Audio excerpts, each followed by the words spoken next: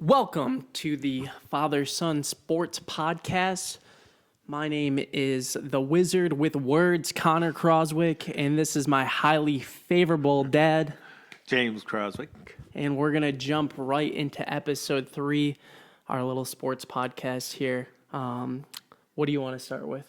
Well, I thought you wanted to start with maybe something along the lines of the Lions or something local. Let's talk Lions. Okay. So it looks like the Lions, according to Mel Kiper, are going to be drafting a cornerback by the name of Jeff Okudah. I believe he's from Ohio State. Okay, cool. And but they have that third pick in the draft, and there's a lot hinging on that third pick because you got Burrow's pick to go number one with the Bengals, and then you've got Chase Young going number 2 to the Redskins. Right. Now, the Lions, I almost said the Pistons, the Lions have that second or third pick in the draft, which a lot of teams, I would think, would desire that third pick because you could go at any direction right there. Oh, yeah. Now, will they go with the cornerback, which are they going to get rid of Slay and let him go and bring in a rookie? Or are they going to keep Slay, bring this rookie cornerback in, and then they got some bookend cornerbacks? But Matthew Stafford, where's he going to be in a year or two? I mean, he hasn't finished out the last couple years as far as on the field and playing in games. Yep, and then so number 5, they've got Tua Tagovailoa. I always mess up that name. Tagovailoa. However you pronounce it. The kid from Alabama. Yep. But that was injured this year. Yeah, he got injured. But I think he's a generational type of quarterback. Now with the Lions and their situation with the head coach, the general manager, they're kind of in a win-now type situation where that's a pick you take for, the next 10 years. This is a time to pick a quarterback, and it's now. And he's the type of quarterback, they're talking Burrows is probably going to be a better athletic quarterback or not a better athletic quarterback, but a better quarterback overall. Yeah. But this guy's got some athletic ability. He's kind of like a Russell Wilson. Yeah. And listening to him talk and how humble he is, and it just seems like he's the guy you want. So you want the Lions to draft him? Yes, I do. Yes, I do. We know that's not going to happen because what's going to happen is what happens every year is we draft someone we don't need, that we're projected to draft someone good like last year. And then, I mean, not to take anything away from TJ Hawkinson, he killer tight end. Right. But we just needed help in so many other positions. Right. And there were so many other players this year. I mean, right now that pick with Hawkinson doesn't look good. It's not looking good. Because of his performance throughout the year. Especially when guys like the guy that played DK Metcalf, Deebo Samuels, even the guy that went to Kansas City. We just talked about him last episode. But just to see some of these guys that had a major impact on their team going later in the round. Right. Wow. And unless it was like Rob Gronkowski or Aaron Hernandez or somebody like that coming out in the draft, the Lions picked Hawkinson at the 8th pick. Yeah. And I believe Denver picked Fant, who was a teammate of Hawkinson in Iowa, later on in that first round. And I think Fant ended up having better numbers. As the season went on, at the end of the season, he ended up having better numbers and looks a little bit bigger and almost like he's a better tight end fit for the NFL, So, but Detroit's had some issues with their draft picks. I mean, it's always a question of are they picking the right guy, and do you want them to pick this guy and whatnot? But Looks like Fant had 3 touchdowns this year. I always feel like I think Hawkinson might have ended up with 1 or 2. Let's see. And that was probably in that first game against Arizona. Yeah, but then he also did get injured, so we got to give him that. Yeah, but Trying to leap over someone. right. The thing with some of the Lions picks, it doesn't matter what round it is. They always seem to pick a project guy. Yeah, he had 2 touchdowns on the season. They always try and pick a project guy, a guy that will be good a couple years from now. Right. The bad thing about that is once they're done with their rookie contract, which is usually 3-4 years, they're going somewhere else. So they're going to be good somewhere else, not good for your team. Yeah, I'm trying to think of some players, but I definitely remember the Patriots taking a few of the Lions players and winning championships. Oh, yeah. There was that. Kyle Vanoy. Yeah, the linebacker Kyle Vanoy. Yeah, there's been different players that, as Lions, we always seem to get the players that are just a little bit past their peak. Yeah. And that's when we bring in these players from other teams, and they seem to have maybe one good year, or, and then they might get another extension on their contract, and then they start going downhill. Mm-hmm. So that's a hard thing about being a Lions fan. You look forward to draft day, and then it seems like even on draft day you get disappointed. Yep. So staying with Detroit sports, let's go ahead and talk about a little bit about the Pistons. So it looks like in the last 4 games, they lost to the Wizards, beat the Kings in Sacramento, lost to the Grizzlies, and then lost to the Nets. This was all in about a week's time. Oh, yeah. That they lost three games. The trade deadline's got to be coming up. Yep, trade deadline. I mean, there's been talk about moving Andre Drummond. Yep. Hopefully there's nobody that's saying, hey, we still can make the playoffs or any, any false hope like that. Trade deadline is February 6th. Okay. So, yeah, we got about a week or so. About a week left, yeah.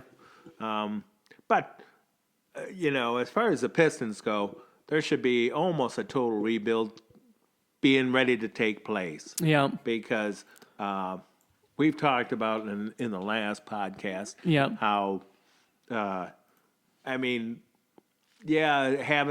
Blake Griffin and Derrick Rose, but all these guys are over 30, Yeah. They're not going to be sticking around for, too many more years, even if you do try and sign. And what's their performance and production going to be? Yeah.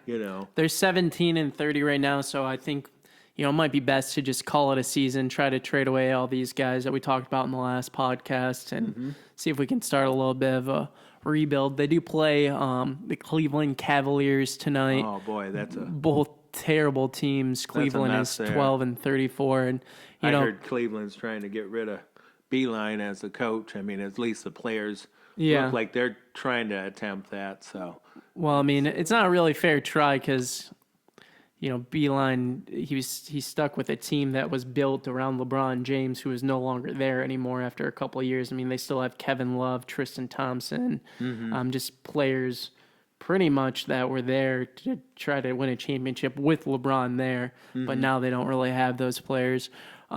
There's not too much going on with the Tigers, I don't think, but there was that Justin Verlander controversy about cheating. I think it was, Saturday night he got his award, his Cy Young Award, and he made comments at the dinner about making light of the cheating that the Astros were doing. And I don't think a lot of people, it went over very well with a lot of people that, finding out that, hey, they were cheating and we lost to you guys. We had the team to win the won World Series. If you guys didn't cheat. Yeah, namely the New York Yankees or guys like that. So that's not. I don't know. He's always been kind of a cocky, guy, and usually he had the performance to back it up and whatnot. But he's not to where he once was though. No, but physically and athletically, I don't think. No, but I don't know. I always think that if you get caught with your hand in the cookie jar, you should be a little bit more humble. Oh yeah. Rather than come out and be brash about it. And, So. Let's hit a couple. We're moving on from Detroit sports. We're gonna hit a couple highlights that happened that we over the past few days. Not going to spend too much time on them just because they're little things. First being the NHL 2020 All-Star Game. I didn't watch it. I don't think you watched it. Not much of it. I watched probably opening ceremony, a little bit of the first period. Of course, they redesign how they do all this stuff now, and in these All-Star games, there's usually never any defense, and they're more or less don't want the players to get hurt. So it just doesn't seem to be very interesting to watch. Yeah, it's not really like they're playing an actual game. Yeah, and the big thing from the All-Star game though, which was trending on Twitter and all over the internet, was Green Day saying the F word a couple times during their performance. I don't know if they forgot that they were on live television or if, it's 2020 now. There's no more rules in life. We're just going to go ahead and do whatever we want. I don't know if that's the new mindset. But it was almost like he was intentionally dropping the F-bomb as many times as he possibly could. The lead singer for Green Day. Yeah. Which, I kind of, at first, the first time, if you watch the video clip of the performance, the first time it seemed like he was just getting into it. Then it seemed like he was, oh no, I got to make sure that everybody heard what I said. Maybe the crowd wasn't getting into it enough and he was getting frustrated. Who knows what it could be, but it's hilarious that. Well, it's got to be a hard performance for any, like the Super Bowl performance, these games and stuff. You bring a band out and they perform like one or two, maybe three songs, and they're rushed through it, and I'm sure they're getting paid for it, but I think as an actual performance, they're used to the stage setup, hey, we're the main attraction here, and, so. Yeah. Who knows what's going on in the Dad, you're saying like every other word. We gotta stop saying that. Oh, I do the same thing, but I think it's just how we talk. But no, I get what you're saying. You don't know what's in the mindset of this guy. Yeah. So, but everybody got to see it. Everybody heard the F-bombs, and it's pretty funny. So next thing. Caruso, the basketball player that plays for the Lakers, he comes he comes off the bench. I'm pretty sure he's not even like the sixth guy. I'm pretty sure he's like the number 8th or 9th guy in my mind.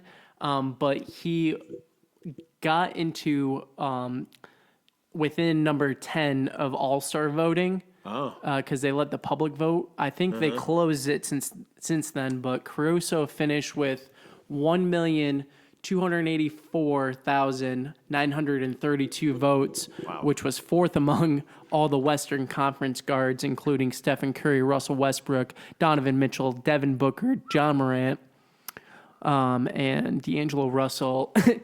And it's pretty comical just because he's not a starter and all these guys are. And I think it's just usually pretty big names on there too. Yeah. I think it's just more or less his story though, and how he comes from really humble beginnings, and a little bit of his looks, because he's got the hair that's receding and falling off his head, and he's still able to go and dunk a basketball. Uh-huh.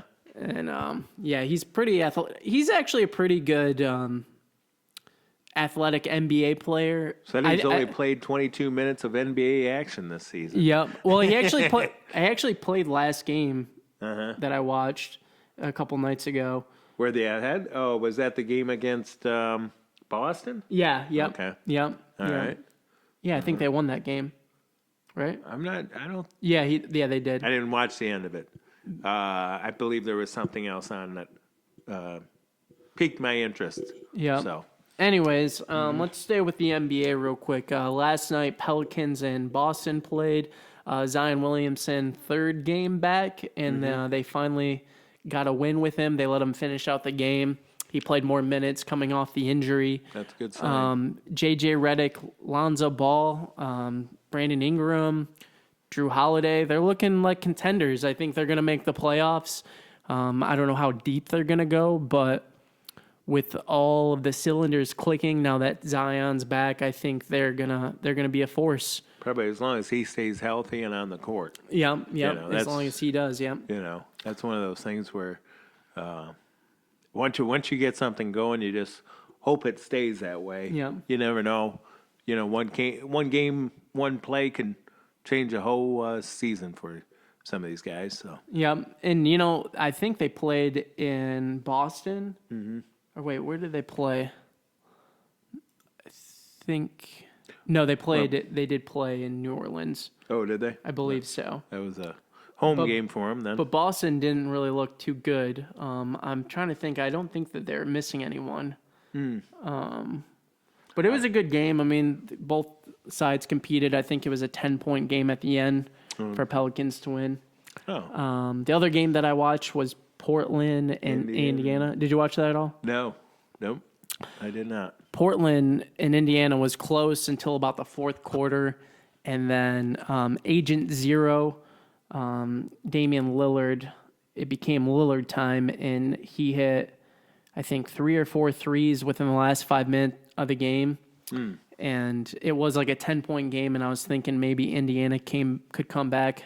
Sabonis had a triple-double. I think he had like 12 assists, 10 rebounds, and 30-some points, but didn't top Damian Lillard's 50-point game when he was hitting all those threes there at the end. I think the game that I'm excited for next is tomorrow night with the Clippers and the Lakers. Yeah, that's going to be crazy. We talked about that on the last podcast. Yeah, about Kobe Bryant. Yeah. How close. Yep. Another thing we forgot to talk about on that was just the tributes as far as letting the 8-second violations and the 24-second violations to give tribute to him. And, they even talked about, or they did a moment of silence at the Pro Bowl, which I watched that. Did you watch the Pro Bowl at all? Very little. When I start watching it and I see Derrick Henry start to go through the line and somebody give him a 2-hand touch and he's down. Oh yeah, that was funny. I feel like this is not the football that I knew. You're but, right.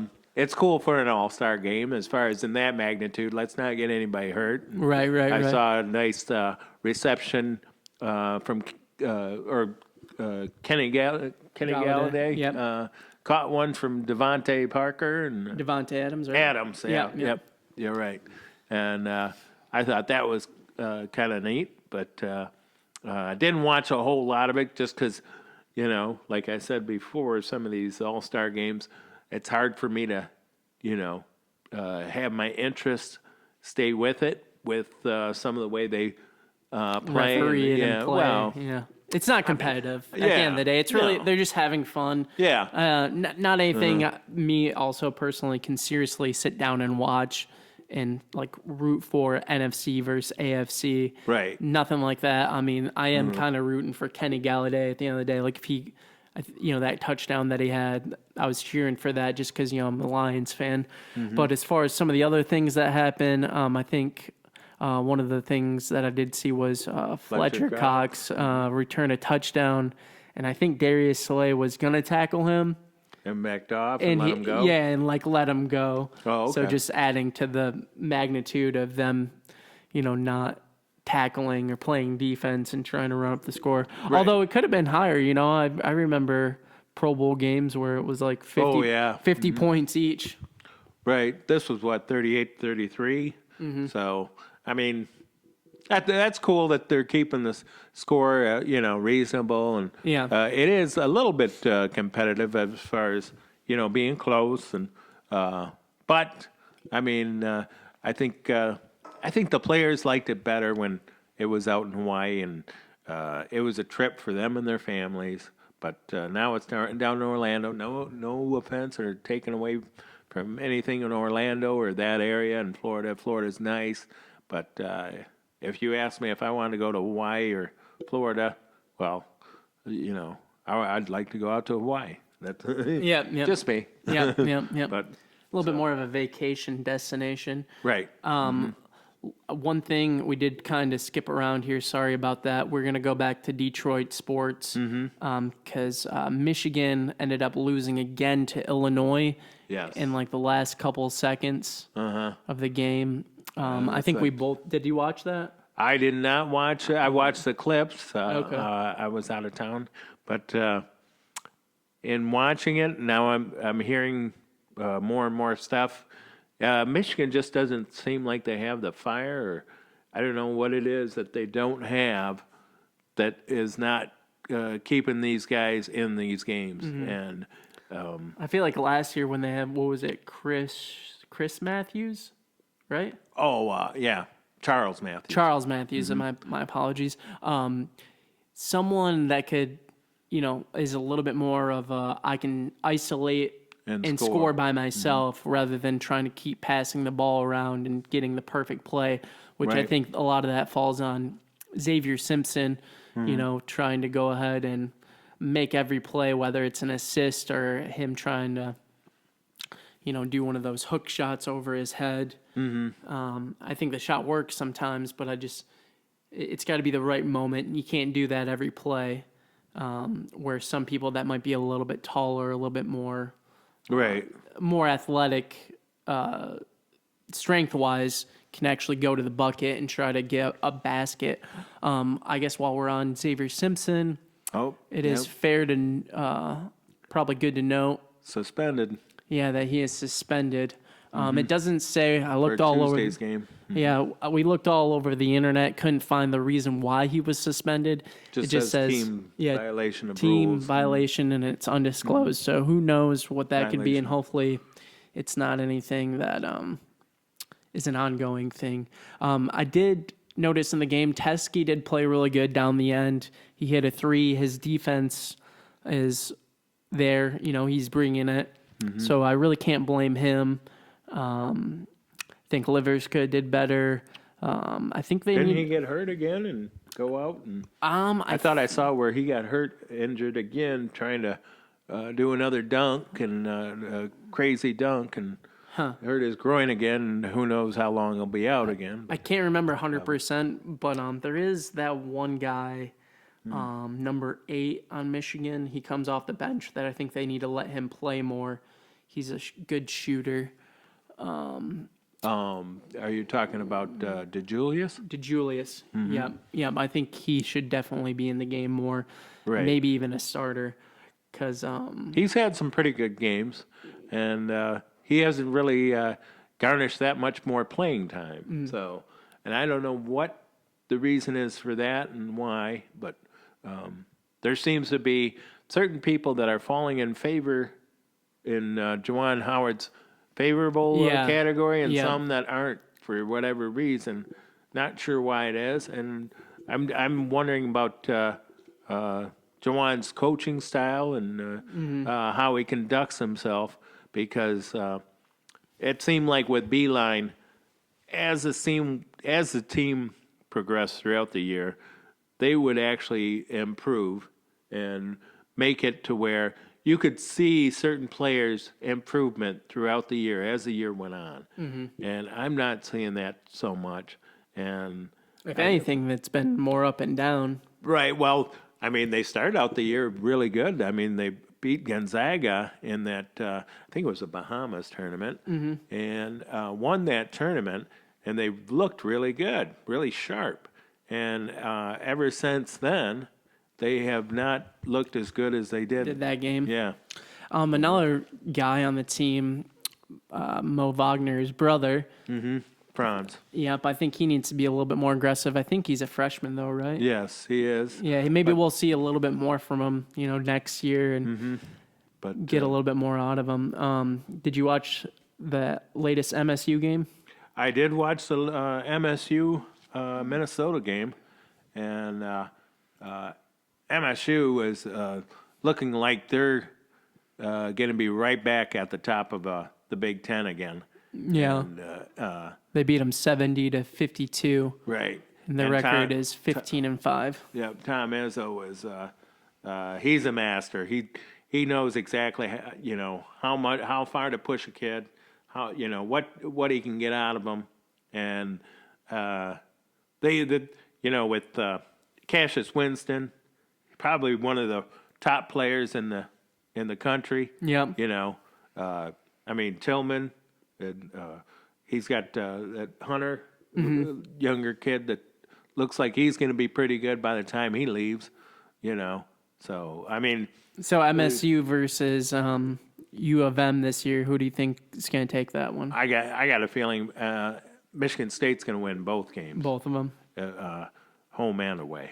So, and just the way that the season's looking, I mean, I don't want to say the Michigan players have quit or given up on the season, but it's going south, and it's going south quick. And if it doesn't get turned around in the next couple games, then they're going to be sitting at home or going to the NIT. Yeah, So. yeah. We'll see what happens with that. What else? Do we have anything else on your list? I watched a little bit of that Farmers Insurance Open in San Diego, the golf.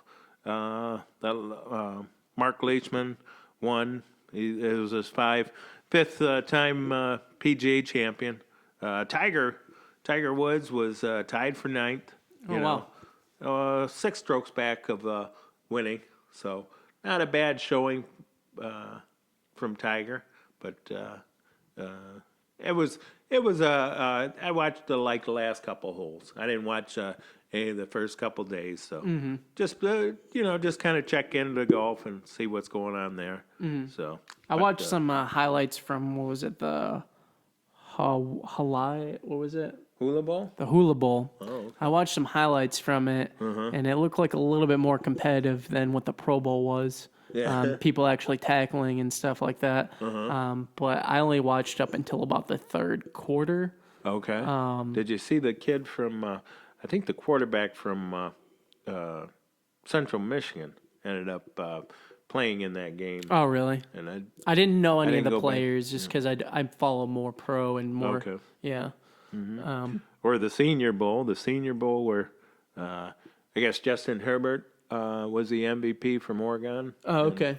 And caught a little bit of that. Of course, Matt Patricia was coaching that on the one side. Oh, yeah, that's right. Yep. So you always got to check in to see how he's doing. And Didn't someone say something along the lines of some people that were scouts said that Matt Patricia had them in totally awkward situation. awkward positions to the point where they couldn't even It's a hard evaluation. recruit or evaluate the players properly. Right. Which is not good to hear from, the head coach of the team that you root for.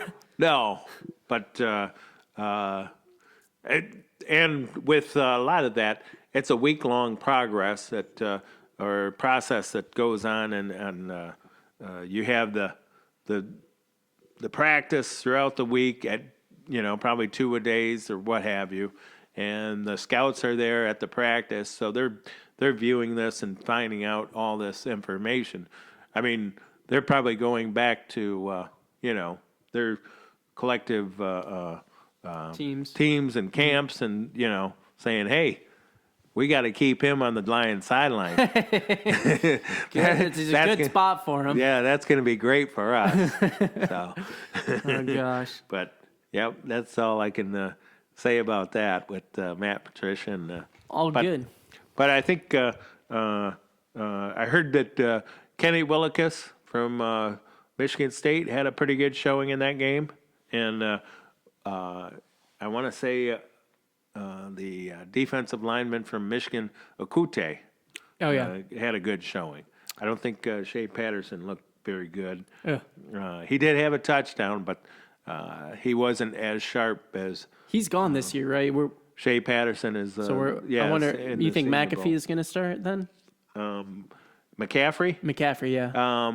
I don't know if they'll have McCaffrey. I mean, he's probably the next one up. Yeah. Unless they got somebody Somebody different else, or Harbaugh brings in a junior college recruit, that's already starting somewhere else. Or I can't see him bringing a freshman to start over that kid. Mm-hmm. But the only bad thing with McCaffrey is he's got to learn how to slide and get down. And, Oh, yeah, because he can't take those bad hits that he takes. But hopefully they'll work on that. He likes to run with some aggression.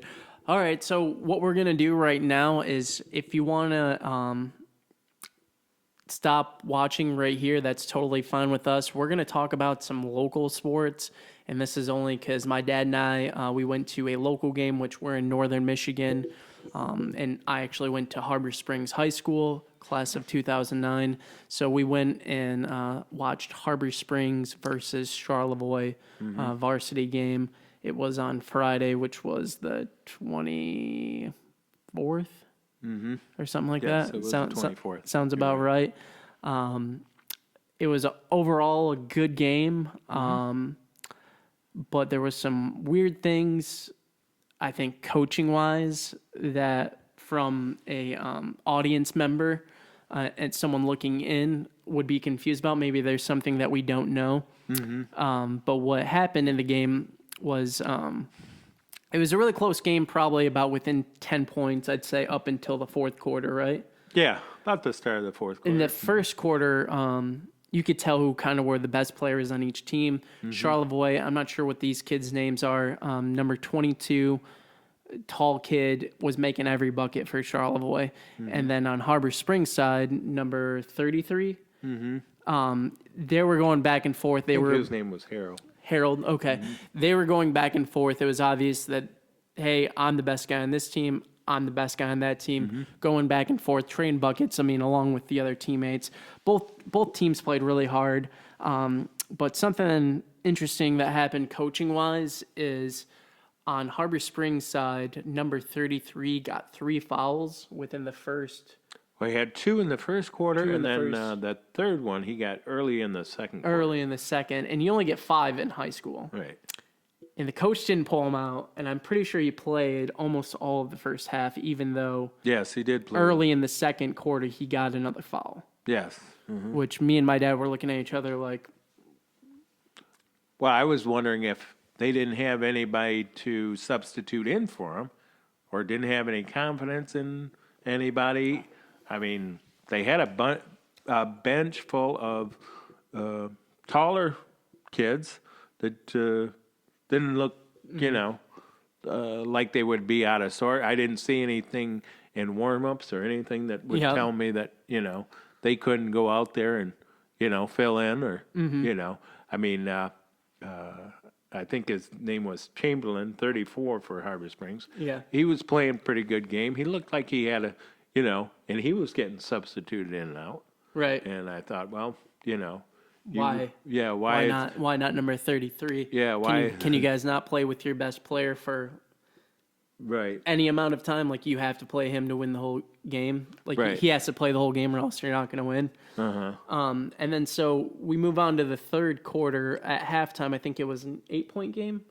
Or was it closer than that? I think it was 4 at halftime. It was a 4-point game. Number 3 for Harbor Springs came off the bench. I believe he's a junior. He handled the ball and I think was doing really well as far as getting people the ball in positions that they need to be, and then also being a threat on defense. He came off the bench, which I think maybe he should have started, in my opinion, because I did feel like He probably could have replaced that 25. Yeah, maybe. Yep. Maybe. This is just our opinion too. So if you're local and you know us, and you please come up to us with a nice attitude and give us your opinion or why things are a certain way. We're more than open to any discussion about this. This is just our opinion. But anyways, so in the third quarter, they were still battling, and it was like an 8 to 10 point game the whole third quarter, going back and forth. Yeah. And then for some reason in the fourth quarter, they took out 3 starters, number 14, 33, and 34 for Harbor Springs at like the 10-minute mark. I thought it was at the start of the fourth. It might have been at the start of the fourth. Yeah. This was a couple of days ago.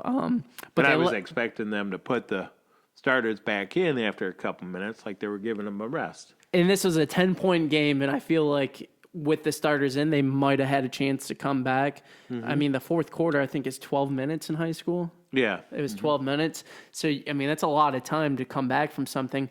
But I don't know if the coach just kind of threw in the white flag and said, hey, I don't really care if we win or lose, or if they were trying to his demeanor, his body language changed quite a bit, because for most of the game he was up yelling, and I don't know if he was trying to influence the officiating, or if he was making comments about his players and what they should be doing. But once the fourth quarter started, it seemed like he sat down in his seat and like, hey, I'm done. Yeah. We're not going to win this game. Almost like he quit. Already, and it was a 10-point game. And so it was about the 2 or 3 minute mark when we decided to leave, because we realized that they're not putting their starters back in. Yes. In the fourth quarter at all. And we even saw one of the kids that was sitting on the bench. Yeah, number 14. Saying to one of the assistants. And kind of looking at. Hey, this is the time. It's 6 minutes left. What's going on? Are we going back in? Yeah. And the assistant coach kind of shrugged his shoulders like, I'm not saying nothing. I don't know. Yeah. So for someone that's on the outside looking in, it's very awkward. Right. If you know anything about basketball, to see that happen, as far as being that close in a game and especially at a high school level. I think. Like, are you trying to teach these kids a lesson or something on some? I'm not sure what the reason is for all of that, and almost like nobody could say something to the coach, or If you were a parent of one of the kids, I probably would have questioned the coach. Yeah. I would think. Unless you've already had an interaction with them. But as far as what happened, I'm speechless. I'm speechless right now. I mean, it's probably one of the most awkward things that I've seen in a high school basketball game. That's for sure. And we sat pretty close to right behind the bench, and I mean, the coach was even really talking to any of the players at the fourth quarter. He sat in his seat and kind of even took one of these ball stands that were on rollers and pushed it away from him, like into the aisle of the people walking by, and almost like into